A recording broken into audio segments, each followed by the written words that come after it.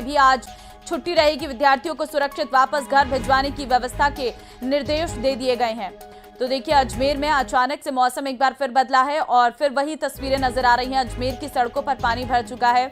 अभी बीते 4-5 दिनों से जब बरसात रुकी थी तो पानी की निकासी की जा रही थी और पानी धीरे धीरे कम हो रहा था, लेकिन फिर एक बार हुई बारिश ने वही तस्वीरों को सामने रख दिया है कि एक बार फिर से पूरा क्षेत्र जलमग्न हो गया है। लेकिन आपको बता दूं कि स्कूल और आंगनबाड़ी में अवकाश घोषित कर दिया गया। जो बच्चे स्कूल पहुंच गए थे उन्हें सुरक्षित वापस घर छोड़ा जा रहा है। बारिश के चलते कलेक्टर ने अवकाश घोषित कर दिया है। चाहे फिर वो सरकारी स्कूल हो या फिर प्राइवेट स्कूल हो, सभी जगह पर अवकाश घोषित कर दिया गया है।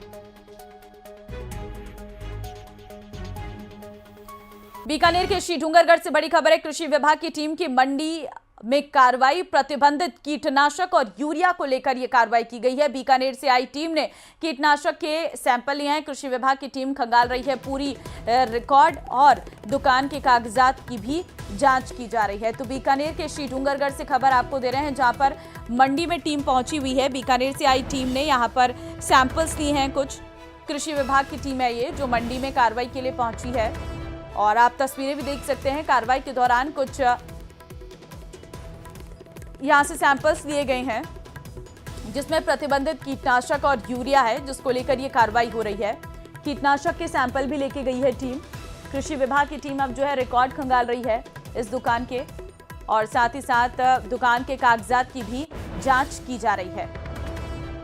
तो बीते कुछ समय से जिस तरीके से ये बड़ी लापरवाहियां सामने आ रही थी, चाहे यूरिया को लेकर या फिर कीटनाशक को लेकर, जिसमें मिलावट की खबरें सामने आ रही थी और इससे पहले मंत्री किरोड़ीलाल मीणा ने भी इसको लेकर बड़ी कार्रवाई की थी।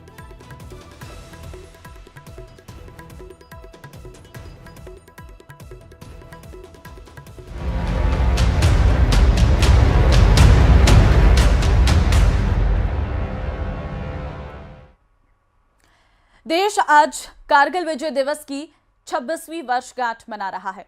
कारगिल वॉर मेमोरियल में army chief general Upendra Dwivedi शहीदों के सम्मान में तिरंगा फहराएंगे और कारगिल के वीरों को श्रद्धांजलि देंगे। यह कार्यक्रम सुबह 9:20 पर शुरू होगा। सुबह 10 बजे कारगिल युद्ध के बारे में बताया जाएगा और 10:35 पर शहीदों के परिजनों को सम्मानित किया जाएगा। तो कारगिल विजय दिवस के मौके पर आज शहीदों को नमन किया जाएगा। मातृभूमि के लिए सबसे बड़ा बलिदान। 26 साल कारगिल युद्ध को हो चुके हैं, लेकिन आज भी वीरों को सलाम, शहीदों को श्रद्धांजलि दी जाती है। कारगिल का ये युद्ध सबसे बड़ा युद्ध माना गया था, जिसमें कई जवानों की जान गई थी। कारगिल विजय दिवस के मौके पर करगिल के द्रास में सेना ने 72 फीट ऊंचा झंडा फहराया है। इस मौके पर कारगिल युद्ध के नायक और मुख्य कार्यकारी अधिकारी रिटायर्ड मेजर जनरल आश्रम कोहली मौके पर मौजूद रहे। उन्होंने इसे अनोखा ध्वजारोहण बताया, जिसमें प्रतिष्ठित युद्ध स्थल बत्रा टॉप, टाइगर हिल और तोलोंगिंग साफ साफ दिखाई दे रहा था। तो आप देख सकते हैं, ये है वो झंडा जो यहां पर फहराया गया है। सबसे ऊंचा ये झंडा फहराया गया है। 72 फीट ऊंचा ये झंडा है। इस मौके पर कारगिल युद्ध के नायक और मुख्य कार्यकारी अधिकारी रिटायर्ड मेजर जनरल आश्रम कोहली मौके पर मौजूद रहे। उन्होंने इसे अनोखा ध्वजारोहण बताया है और जिसमें प्रतिष्ठित युद्ध स्थल बत्रा टॉप, टाइगर हिल और तोलोंगिंग साफ साफ दिखाई दे रहा था।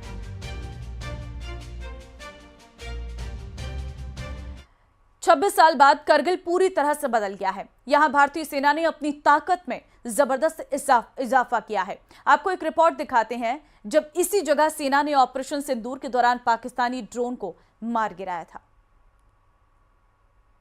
26 साल बाद, यानी कि करगिल के युद्ध के 26 साल बाद एक बार फिर से कारगिल की चोटियां एक्टिव हो गई थी। सरगर्मियां बढ़ चुकी थी। लगातार फोर्सेस ऊपर मूव कर रही थी। ये कहानी किसी बड़े जंग की नहीं है। ये उस जंग की कहानी है जो भारत ने लड़ी, जिसको नाम दिया गया ऑपरेशन सिंदूर, जो अब भी जारी है।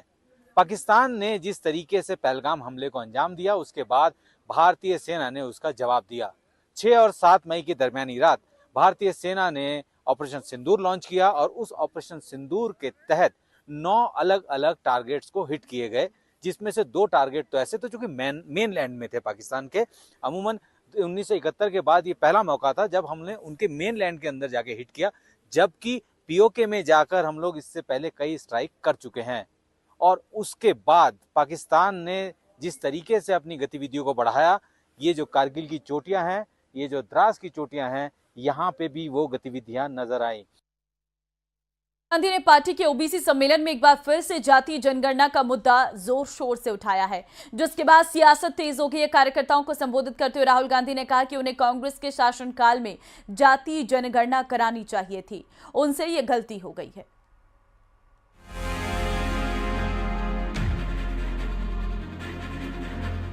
केंद्र सरकार की ओर से जातीय जनगणना के ऐलान के बाद सियासी कमर कस ली गई है। अब दिल्ली में कांग्रेस की ओबीसी सम्मेलन चर्चाओं में है, क्योंकि इस सम्मेलन में राहुल गांधी ने खुद की गलती को सुधारने की बात कही है। ओबीसी सम्मेलन में जातीय जनगणना पर राहुल गांधी ने कहा कि मैं उस गलती को अब सुधारना चाहता हूं। कांग्रेस शासन में जातीय जनगणना ना करना गलती थी। मेरी रिग्रेट क्या है कि अगर मुझे आपकी हिस्ट्री के बारे में,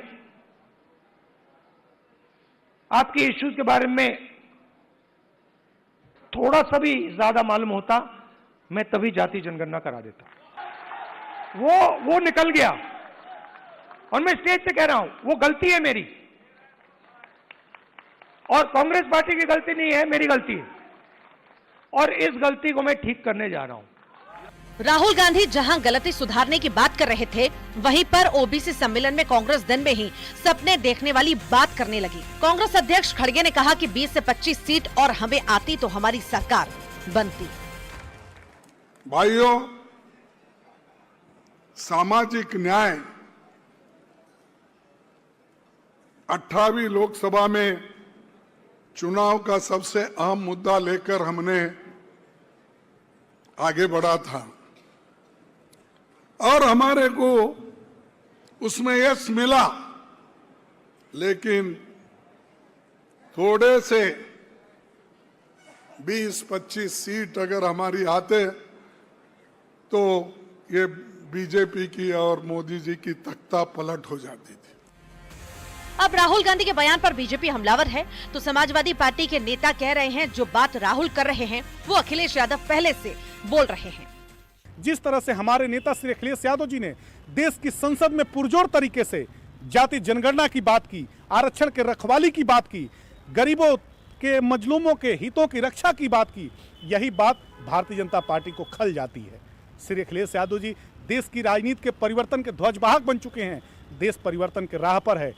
और ओबीसी के कितने सांसद इनके होते थे राज्यसभा में, कितने मंत्री रखते थे, कितना ओबीसी के लोगों को संवैधानिक पदों पर भेजते थे, थोड़ा डाटा दें तो पता लगेगा। खाली सम्मेलन करने से या ये कहने से कि हम जनता के हितैषी हैं, किसानों के हितैषी हैं, गरीबों के हितैषी हैं, ओबीसी के हितैषी हैं, एससी के हितैषी हैं, वो कहने से कोई नहीं बन जाता है। दिखना चाहिए। और लंबे समय 63 साल देश की जनता ने इनको शासन में रहने का मौका दिया। कांग्रेस ने ओबीसी के हक और जातिगत जनगणना की मांग को लेकर बड़ा सियासी दांव खेला है। सवाल यह है कि क्या ये सम्मेलन 2027 के चुनावों से पहले बीजेपी के लिए चुनौती बनेगा या फिर सब हवा हवाई ही रह जाएगा। Bureau report, news 18। जबरन धर्मांतरण के किस्से आपने सुने होंगे, धर्म परिवर्तन की कहानियां आपने सुनी होंगी, लेकिन अब हम आपको जो बताने जा रहे हैं उसे सुनकर आपके पैरों तले जमीन खिसक जाएगी। दरअसल मेरठ में एक मुस्लिम शख्स अपनी पहचान छुपाकर मंदिर में पुजारी बना हुआ था। ये रिपोर्ट देखिए।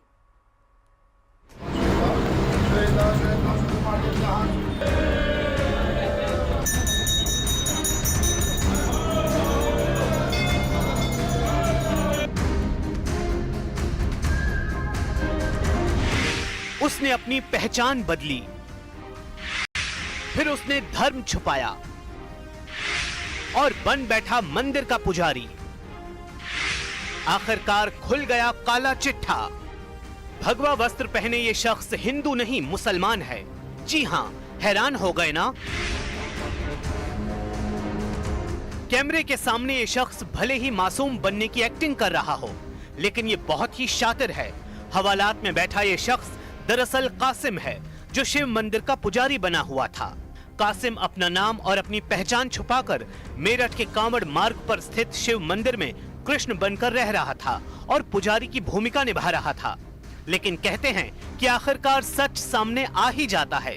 जब कासिम की पोल खुली और उसकी हकीकत सामने आई तो लोगों ने पहले उसकी पिटाई की और फिर पुलिस के हवाले कर दिया।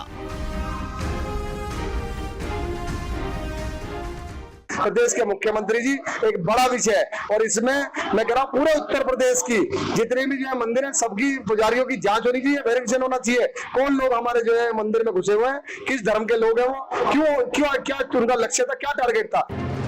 जब कासिम की असलियत सामने आई तो इलाके में हड़कंप मच गया।